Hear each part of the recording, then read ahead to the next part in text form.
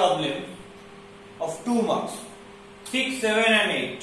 তো 6 এর প্রবলেমটা কি বলছে দেখা যাক। বলে y equal to tan inverse sec x plus tan x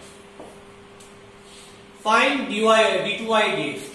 তার মানে আমাকে কি করতে হবে, d2y dx2 ফাইন্ড আউট করতে হবে। সো ফার্স্টে আমি এই ফাংশনটাকে ছোট করে নেওয়ার চেষ্টা করব। দেখো sec x মানে কি লিখতে পারি, sec x plus tan x K 1 by cos x plus sin x by cos x। So I can write it cos x আর উপরে হচ্ছে 1 plus sin x। So এটাকে কিভাবে লেখা যায়? So cos x কে লিখতে পারি cos square x by 2 minus sin square x by 2 R 1 plus sin x কে কি লিখতে পারি,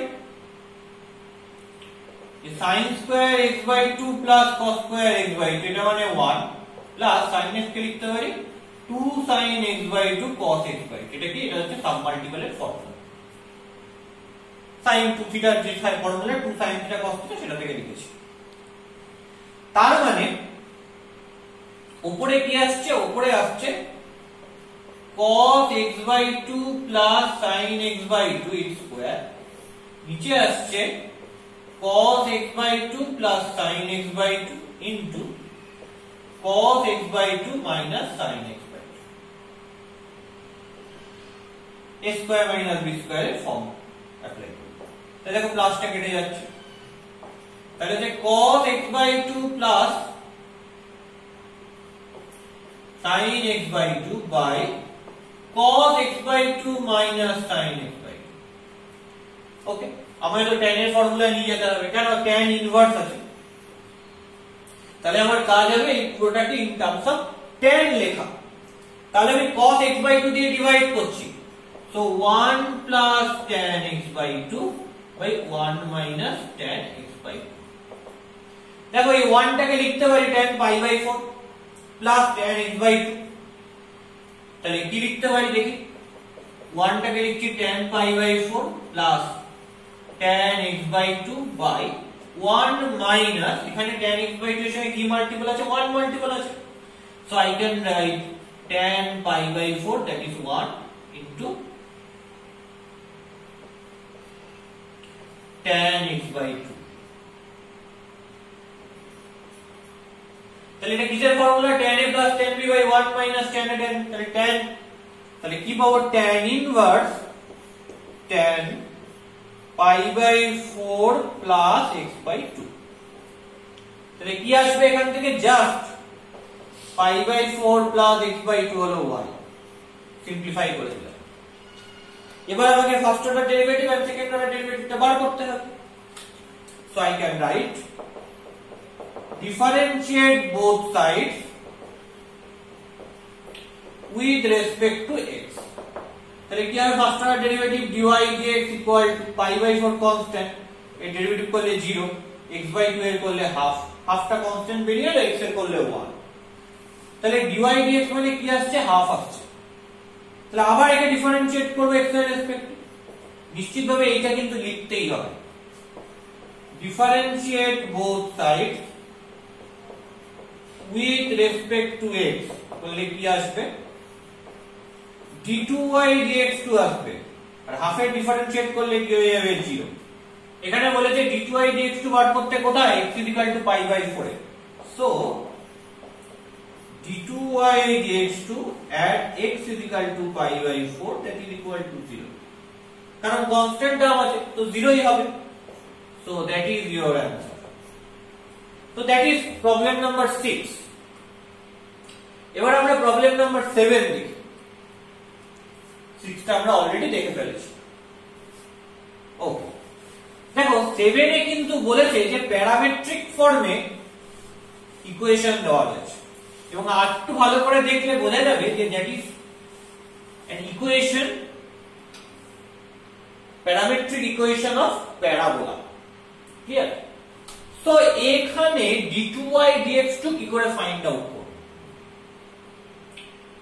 ঠিক আছে, আমায় বলেই দিয়েছে যে find y2 in each of the following cases। তাহলে এখানে কি করে আমি পাবো? Let's see about it। দেখো y equal to 280 বলেছে আর x equal to 80 স্কয়ার বলেছে। তো প্রথমে আমাকে কি করতে হবে? d2y dx2 করতে গেলে dy dx করতে হবে। তো ফার্স্ট কথা হচ্ছে what is dy dx? dy dx টা কি? যেহেতু y টাও t এর ফাংশন, x টাও t এর ফাংশন, তাহলে dy dx কে আমি লিখতে পারি dy dt by dx dt। Chain rule থেকে এই রেজাল্টটা পাওয়া যায় প্যারামেট্রিক ইকুয়েশনের জন্য, সেটা তোমরা সবাই জানো। এবং dy dt মানে কি? এটা তোমরা অলরেডি জানো, dy dt মানে 2a কনস্ট্যান্ট বেরিয়ে গেল, t কে t এর রেসপেক্টে করলে 1 হয়, তো dy dt মানে 2a। আর dx dt মানে কি? a কনস্ট্যান্ট বেরিয়ে গেল, t স্কয়ার কে t এর রেসপেক্টে করলে 2t, তার মানে 2at। তাহলে এটা হবে কি? এটা হবে 2at। 2a 2a cancel out হলো, সো ইউ হ্যাভ 1/t। তাহলে dy dx হলো 1/t। এবার এটাকে আমরা ডিফারেন্সিয়েট করতে হবে আবার x এর রেসপেক্টে, কারণ আমি d2y dx2 বার করতে চাই। So I can right differentiate both sides with respect to x। Left সাইডে কি হবে? d2y dx2 হবে। রাইট সাইডে কি হবে? রাইট সাইডে হবে d dx of 1/t। First of all 1/t K x এর রেসপেক্টে কিন্তু ডিফারেন্সিয়েট করা যায় না, তার রেসপেক্টে করতে হবে t এর রেসপেক্টে। So I can write d dt of 1/t into dt dx। মানে t এর রেসপেক্টে 1/t কে ডেরিভেটিভ করলাম, তাহলে t কে আমি নতুন ইন্ট্রোডিউস করেছি, তাহলে t কে করতে হবে x এর রেসপেক্টে, কারণ আমার m ছিল x এর রেসপেক্টে ডেরিভেটিভ করা। So d dt of 1/t into dt dx। Okay, d dt of 1/t করলে কি হবে? minus 1/t square into dt dx মানে কি? You know dt dx মানে কি সেটা আমায় দেখতে হবে। dt dx এইটা মানে হয় 1/dx dt। কেন?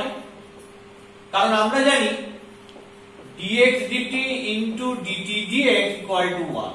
ফার্স্ট দিন থিওরিতে করিয়েছিলাম। তাহলে এখান থেকে dt dx মানে কি হচ্ছে?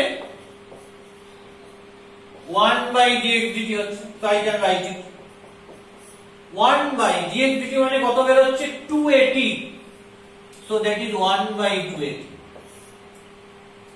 তাহলে dt dx মানে কি হবে? 1/280 হবে, বসিয়ে দিলাম। তাহলে minus 1/280 cube.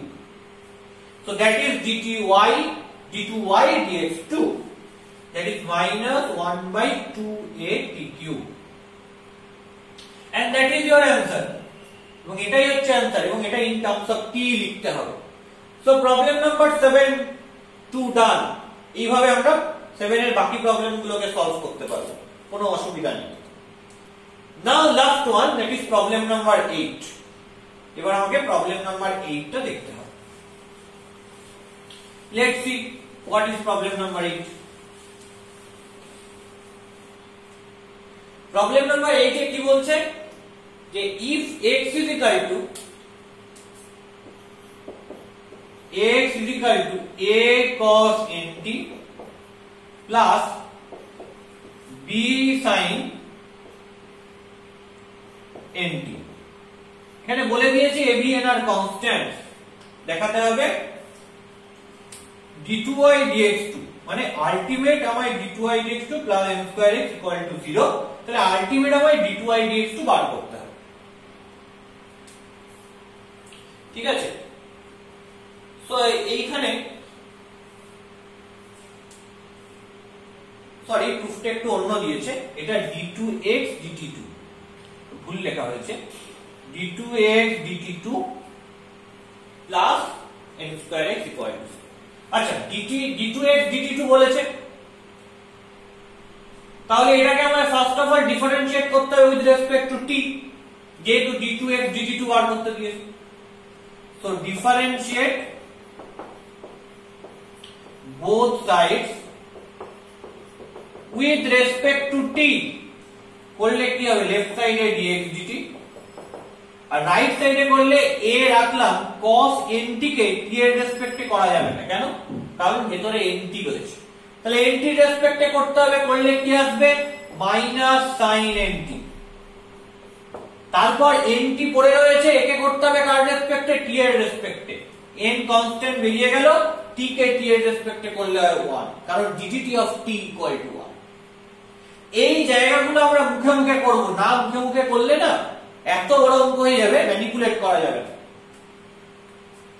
Plus b sin nt কে কার রেসপেক্টে করা যায়, আমায় তো করতে হবে t এর রেসপেক্টে, sin nt কে কার রেসপেক্টে করা যাবে, nt এর রেসপেক্টে, করলে কি আসবে cos of nt। তারপর nt কে করতে হবে, কারণ আমি nt রেসপেক্টে করেছি, nt নিউ ভেরিয়েবল, nt কে করতে হবে t এর রেসপেক্টে, কি হবে n কনস্ট্যান্ট বাইরে চলে এলো, t কে t এর রেসপেক্টে করছি, ddt of t that is 1।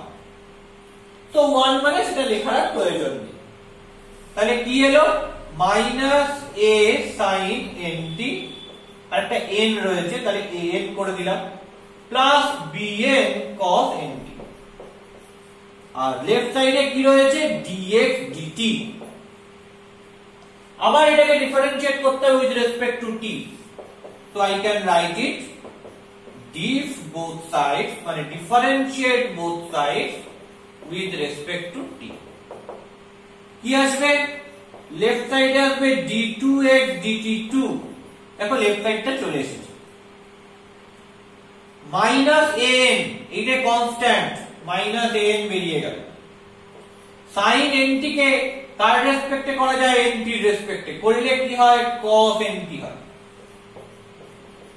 তারপর nt কে করতে হবে কার রেসপেক্টে, t এর রেসপেক্টে, n কনস্ট্যান্ট বেরিয়ে এলো, t কে t এর রেসপেক্টে করলে 1, কারণ ddt of t equal to 1, plus b into n constant বেরিয়ে চলে এলো, cos nt কে nt এর রেসপেক্টে করতে হবে, t এর রেসপেক্টে করা যায় না, করলে কি হবে minus sin nt into nt কে করতে হবে t এর রেসপেক্টে, তাহলে ddt of nt যদি করি, n কনস্ট্যান্ট বাইরে চলে এলো, ddt of t that is 1। So আমি লিখছি না 1 টা, কারণ মাল্টিপ্লিকেশন আকারে আছে, 1 দিয়ে গুণ করলে সেটাই হবে। এইবার আমি এখান থেকে কি কমন নিতে পারি, মাইনাস n স্কয়ার কমন নিই, দেখো মাইনাসটা কমন হয়ে গেল, এই n আর এই n কমন হয়ে গেল, কি পড়ে থাকে a cos nt পড়ে থাকে, প্লাস মাইনাসটা কমন হয়ে গেল, এই n আর এই n কমন হয়ে গেল, পড়ে থাকে হচ্ছে b sin nt। খেয়াল করে দেখো a cos nt plus b sin nt মানে x বসিয়ে দিলাম, তাহলে কি পাচ্ছি d2x dt2 plus n square x equal to, দেখো এটাই প্রমাণ করতে দিয়েছে। তো প্রুফ, তাহলে রেজাল্ট আমি প্রুফ করে ফেললাম।